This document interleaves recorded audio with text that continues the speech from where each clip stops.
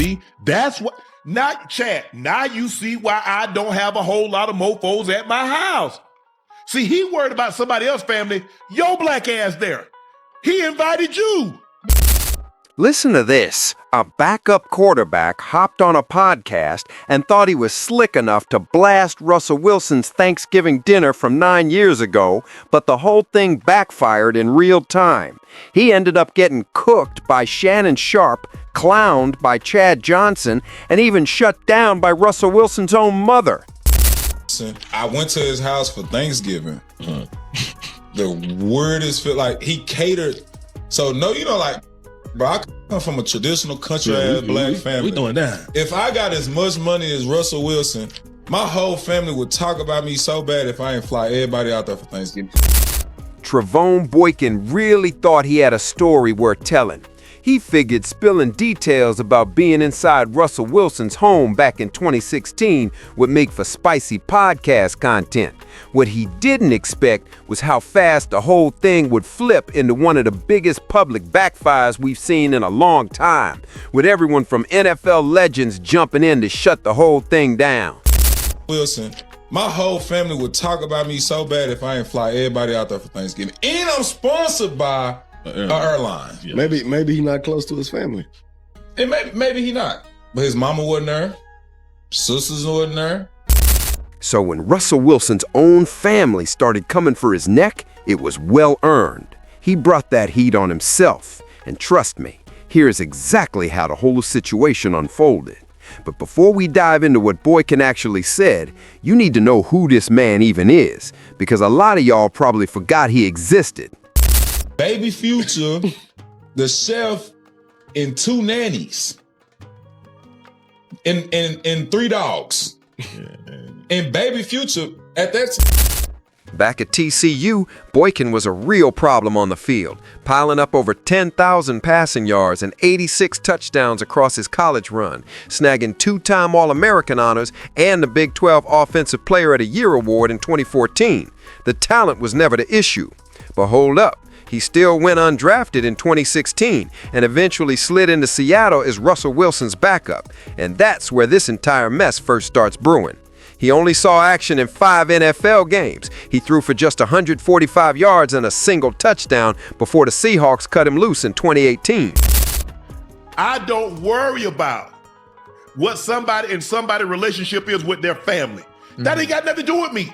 At all. I don't know what his family done to him. I don't know what he's done to them. I don't know, but for whatever reason, they weren't there. It doesn't bother me, because guess where I'm at? I'm here. Right. I'm going to eat. I don't worry. If I go somewhere, Ocho, I'll be honest to God, honest truth. I don't worry about who's not there. I concern myself with who's here. Okay, man invited me in. Okay, I've been invited to places. Ain't nobody know. Right. I ain't take no pictures. I ain't tell nobody. If they didn't want people to know, they'd have told. What really shut the door on Boykin's career had nothing to do with his arm. It was the chaos happening everywhere else in his life. December 2015 hit him with an arrest after he swung at a police officer during a bar fight. And then 2017 brought another one for marijuana and public intoxication. The worst moment came in March 2018, when he shattered his girlfriend's jaw in an assault caught clearly on surveillance footage.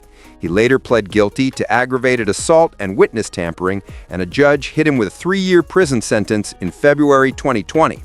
By January 2023, he was out, and now he suits up for a team called the Dinos Dalt in the Mexican Football League. That's the same guy who thought he could critique how Russell Wilson hosts Thanksgiving. Keep that in the front of your mind. Now let's jump into the nightcap segment where Shannon Sharpe lit him up and sparked this entire situation. Boykin runs a YouTube podcast called House of Playmakers with a few of his old TCU teammates, and the show is still brand new with fewer than 10 episodes posted. An episode that dropped around November 24th had Boykin talking about attending Thanksgiving dinner at... He had 4 dogs sitting at the table. Listen. That's his table, and he invited your ass in. And you... Yeah, we should know that, honestly.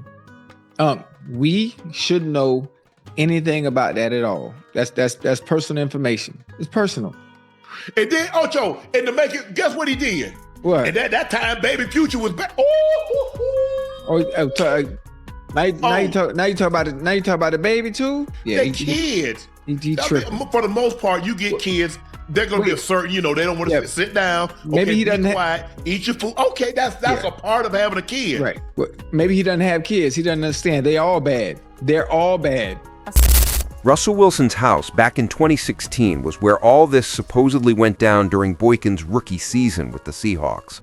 He claimed the whole vibe felt strange from the moment you walked in. His issue centered around Wilson hosting a small, catered Thanksgiving with no extended family anywhere in sight, saying it was just Russell, Ciara, baby Future, around 2 years old then, plus a private chef, 2 nannies, and 3 dogs. No mother walked in, no sister showed up, no aunts or uncles filled the room. Boykin framed it like this. He said he grew up in a traditional country black family, and if he had Russell Wilson money, his entire family would clown him nonstop if he didn't fly everyone out for Thanksgiving, especially when he was literally sponsored by an airline. He kept doubling down on the point, saying even if Wilson doesn't fool with his side of the family, it still felt strange to him that Russell's mom wasn't there and his sisters weren't around.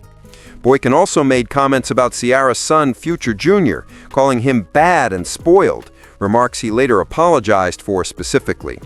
November 29th is the day the clip exploded across social media, and the timing lined up with Russell Wilson turning 37 that very same day. Nothing like having someone drag your personal life online as a birthday present. Shannon Sharpe caught the clip and absolutely wasn't letting that slide. By the next day, November 30th, he addressed the whole situation on Nightcap with Chad Ochocinco, and he unloaded on Boykin without hesitation. His entire stance came down to one simple baseline rule. If someone invites you into their home for a holiday meal, you show respect and keep any negative opinions to yourself. Whether Wilson's Thanksgiving was quiet, small, or just different, that never should have ended up as podcast content. Multiple outlets describe Shannon's response as straight torching and roasting Boykin throughout the episode. He reportedly called Boykin a full-on snake for disrespecting Wilson's hospitality and emphasized that families celebrate holidays differently, so Boykin had no business judging Wilson's household based on his personal traditions. Chad Johnson chimed in too, saying Boykin was clearly fishing for a viral moment at Russell and Ciara's expense. The official Nightcap Twitter account even posted a message saying, Unc and Ocho aren't feeling Trevone Boykin's comments. Russ opens his doors to you for the holidays, and you go on a podcast calling it weird. And honestly, that's a fact when you sit with it. Boykin was a rookie backup with nowhere else to spend Thanksgiving back in 2016. Russell Wilson, the franchise quarterback making millions, welcomed this man into his home to share a Thanksgiving meal with his family. Nearly 10 years later, Boykin flips that invitation into podcast material, calling Wilson weird. That's exactly why Shannon labeled it snake behavior. And Shannon wasn't lying. Shannon Sharpe came with fire. But the toughest clapback didn't come from him at all. It came from Russell Wilson's mother, Tammy Wilson. Tammy jumped straight into the Shade Room's Instagram comments and dropped a statement that had the whole internet locked in, opening with scripture and closing with facts no one could debate. She started by saying, I am his mom. It is none of your business. This is opportunistic. I am so tired of you men cutting down my son.